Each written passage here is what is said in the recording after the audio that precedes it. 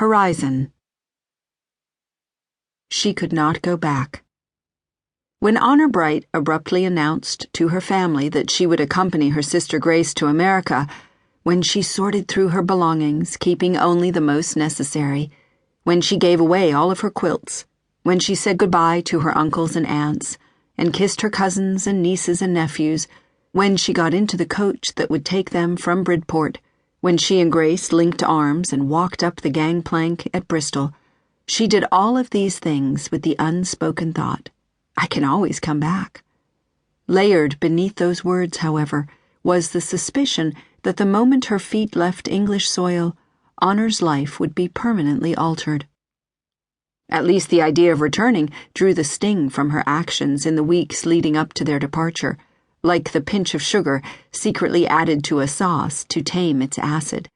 It allowed her to remain calm and not cry as her friend Biddy did when Honor gave her the quilt she had just finished, a patchwork of brown, yellow, and cream diamonds pieced into an 8-point star of Bethlehem, then quilted with harps and the running feather border she was known for.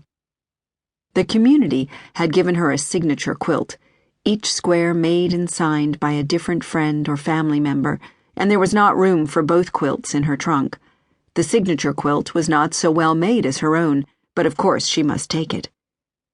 "'Tis best left with thee, to remember me by," she insisted, as her weeping friend tried to push the Star of Bethlehem quilt back at her.